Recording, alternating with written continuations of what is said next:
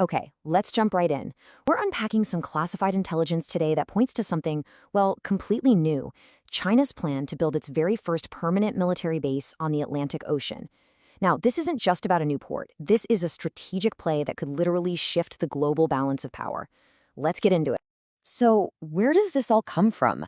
Well, it kicks off with this incredibly stark warning from America's top general for Africa, Stephen Townsend. He went before the Senate and said that a Chinese naval base on the Atlantic is the single most significant threat he can imagine. That's a really big deal, and it makes you wonder, right? Why would a port all the way across the ocean in a small country called Equatorial Guinea be such a massive danger to the United States? To figure that out, we have to connect the dots between money, geography, and some serious military strategy.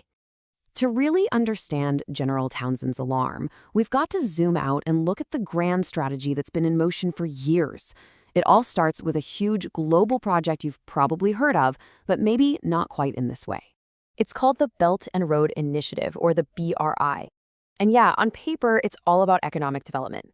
But when you dig a little deeper, you see how China uses these massive investments, especially in strategic ports, as a powerful tool to expand its influence, both politically and militarily. And there's a clear playbook they follow. Step 1, finance huge, expensive port construction projects in developing nations. Step 2, this creates a ton of debt, which, you guessed it, can be used as political leverage. And the end result? China gets special access to key shipping lanes and, crucially, establishes a footprint that can easily be converted for military use down the road. Which brings us right to Equatorial Guinea. China's leader has called them a good brother and reliable strategic partner, and they have deep ties. But here's the kicker. They're also heavily in debt to Beijing thanks to a multi-billion-dollar loan to modernize their port. See how that works? This makes them the perfect candidate for this strategy. So, we've got the motive. Now let's zoom in on the location itself. What is so special about the Port of Bata? Okay, this is where it gets really interesting because the proof is kind of hiding in plain sight. Take a look at this aerial view of the Port of Bata. It was modernized by a Chinese state-owned company, and it looks like a typical commercial port, right? But look closer. Tucked right in there, next to the commercial docks, is a purpose-built basin, one specifically designed for naval vessels. This is a textbook case of what's called dual-use infrastructure. It's a fancy term for something that's cleverly designed to do two jobs at once. On the surface, it's a civilian port for cargo ships, but underneath, it's fully equipped to support military warships. It blurs the lines and lets you build military power under the cover of a commercial project. Now, we've seen a version of this movie before. Over in Djibouti, on the other side of Africa, China funded a commercial port first and then built a big, separate, obvious naval base right next to it. But Bata is different. It's more evolved. The naval part isn't separate. It's already baked into the design of the commercial port itself, which makes it a whole lot stealthier. Okay, so we've got the strategy and we've got the location. But why does China's Navy, the largest navy in the world, by the way, need a base right here so desperately? It all comes down to a simple, fundamental problem that even the most high-tech military in the world can't escape: logistics. Just think about it like a long road trip.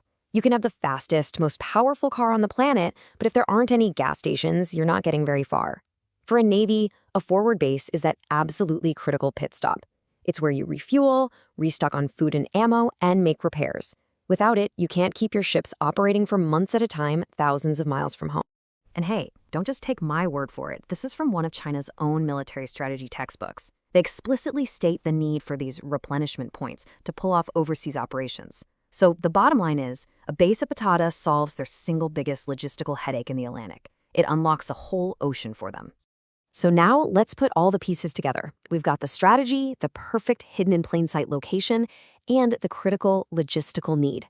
And with all that, the full, alarming picture that General Townsend was trying to warn us about, it comes into really sharp focus. You see, the most powerful navies have an ace in the hole: the nuclear-armed ballistic missile submarine. These things are the ultimate stealth weapon. The U.S. Department of Defense calls them the most survivable part of a nuclear force for one simple reason.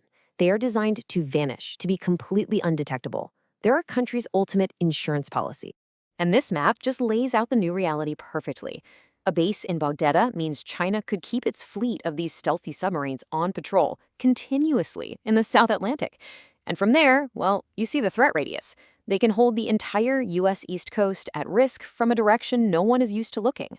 5,700 miles. That's about the distance from Baja to New York City. Now, it sounds like a lot, but for a modern submarine that can launch missiles from far offshore, especially when it has a friendly gas station nearby, it's well within range. The fallout from this is just huge. We're not just talking about one little base. We're talking about a permanent Chinese naval presence in America's backyard. It creates a totally new and unpredictable line of attack from the South Atlantic. It forces the U.S. to completely rethink how it defends its entire East Coast. The whole strategic map gets rewritten. And that leaves us with one final, pretty sobering thought. For generations, America has seen the Atlantic as a safe, secure barrier. But as global ambitions start to reshape the world map, you have to ask, is this vast ocean about to become the new front line in a great power rivalry? Something to think about. Thanks for tuning in.